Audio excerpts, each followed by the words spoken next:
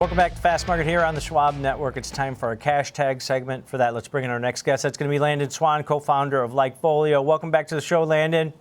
Thank you. It's great to be here. All right, so we're talking Affirm. It's had a pretty good 12-month run, up about 75%. Are we starting to see any dispersion, maybe a consumer getting affected where they're not buying anything, or maybe they're using buy now, pay later more?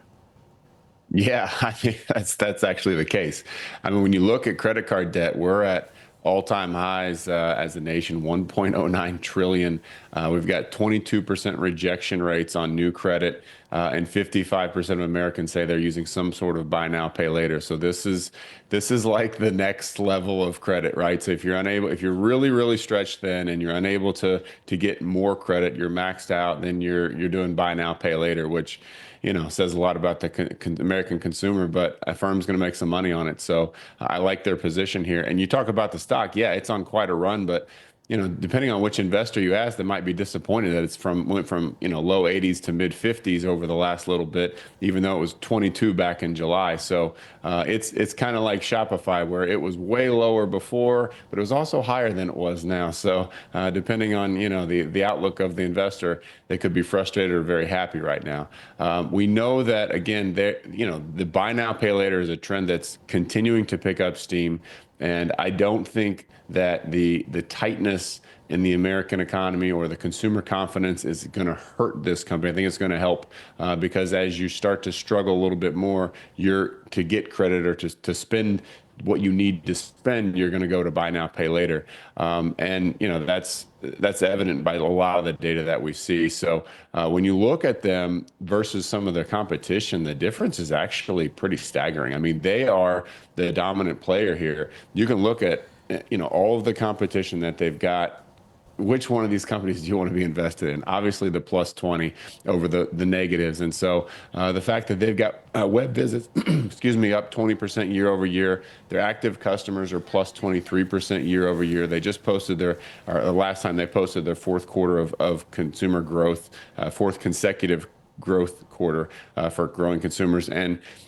And the mind share chart is amazing. So when you look at what people are talking about, the web visits, the social media mentions, Affirm is at 47%, and a year ago it was at 40%. So even though they're the leader, they're continuing to eat away at the competition and grow their position in this. So they're doing really well. And I think a lot of it has to do with their model. I mean, I think they're smart about the way that they do things. They're actively underwriting in real time on these loans, and they're doing it on larger purchases. So they're looking at travel, electronics, things like that. Whereas some of the other, competition, they're much smaller purchases, and it's a $150 purchase you can pay, over 4 payments. Whereas a firm is saying you want to, take that trip, or you want to buy that, very expensive electronics package, TV, whatever it might be, we got you. So they're making money from interest. They're making money from the merchant fees because people are able to buy where they wouldn't be before.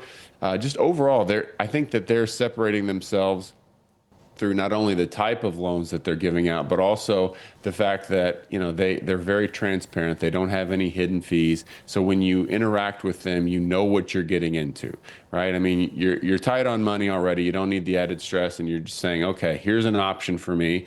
I think things are going to pick up financially, so I'll go ahead and do this buy now, pay later. I know everything that I'm getting into. And then once you have that positive experience, you're coming back to them next time for that. So they're doing really well with consumer happiness. They're doing well with growing user base, and I think that their model works right now. So we like this company where it's at. We like the fact that the price is pulled down again from low 80s to mid 50s heading into earnings. So I think we're in a good spot with the firm here.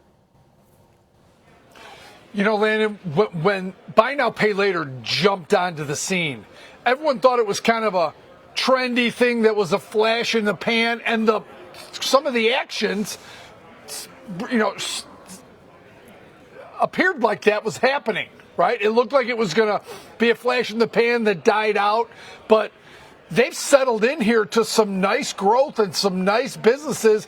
The expected buy now, pay later expected to reach $77 billion market by 2033. That's a 17% annual growth. Affirm has 21 million active users. So this is a real company now doing real things, and all that flash, and they thought it would just... Remember, a couple firms got in it and then got out of it and got rid of the businesses, and now this is kind of settled in. It just may not have as many players as we thought, but Affirm seemed to have figured out the way to do this, and they're settled into pretty nice growth here. Right. And you know what's interesting? I mean, if you think about what the concept of buy now, pay later is, it's really the same thing as a credit card. I mean, a credit card is just saying, all right, we trust you. Go buy whatever you want up to this amount, and you'll buy now and you'll pay us later. Well, this is just on a transaction by transaction basis instead of a credit limit basis. And so it's a very similar concept. And I think a lot of people are starting to pick up on that. And there's, I think there maybe was a stigma that is maybe still there with buy now, pay later, but it's reducing, right? It's not that big of a deal. And I think that more and more people are getting more comfortable with it, either out of the realization of this is basically a one-time purchase credit card, or out of necessity. I mean, we're seeing data that shows that it's moving from discretionary purchases to essential purchases, again, which speaks to what's going on right now with the American consumers' confidence levels. It's low. But yeah, I think that it's just an extension of the credit card concept, just boiled down to the micro level where it's transaction by transaction.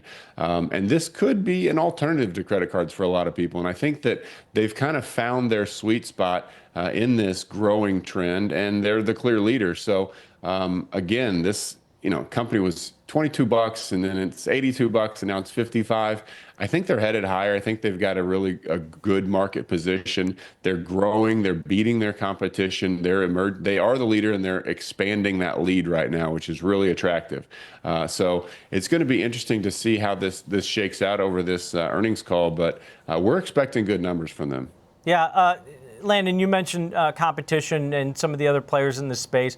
Klarna put off their IPO, but they're still going to go public. They took Walmart away from Affirm, and that comes out later this year. That was 5% of their GMV, on their last quarter. Is that going to be, an issue moving forward, or is the pie just continuing to grow? And as long as you're one of the leaders in this space, that's going to help you down the road.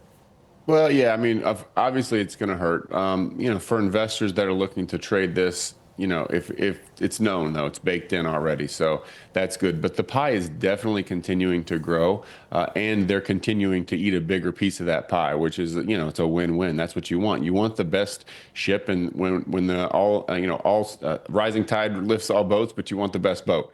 So that's where Affirm is right now. Buy now, pay later is a strong trend that, again, Kevin, I agree with you. I thought, I thought it was kind of like, I don't know about this, right? This is, this is this layaway. What is this? Like this, it didn't resonate with me. But as we looked at the data over time, it just continued to grow and grow and grow. And I think that, as things get tight, people continue to use it. Now, it's going to be interesting to see, just like with every company, tariffs are a headwind. So what's going to happen there? What are they going to talk about on this earnings call? How is that going to affect things? But the tighter things become to a point for consumers, the more they're going to lean on buy now, pay later. So this is almost like they want a little bit of weakness, just a little bit, not a lot of weakness in the American consumer, because if it's hard, if you're maxed out on credit cards and you're getting rejected and you need the thing, or you feel like you need the thing, then you're going to use buy now, pay later, and they're the market leader. So there's kind of a sweet spot, right, where we need the American consumer, we being investors in Affirm, need it to be a little bit, lower on confidence, a little bit stretched, and then everything works out for Affirm. So they're in the sweet spot right now, growing pie, bigger slice of the pie, and looking forward to this one. Earnings score on this one, Landon, real quick? Yeah, plus 38 going into this. Plus 38, so bullish on this one going into results. Bar's actually kind of low. I mean, this stock was trading 82.5 just a couple months ago. So, we'll see what takes place. Great stuff as always, Landon. Appreciate it.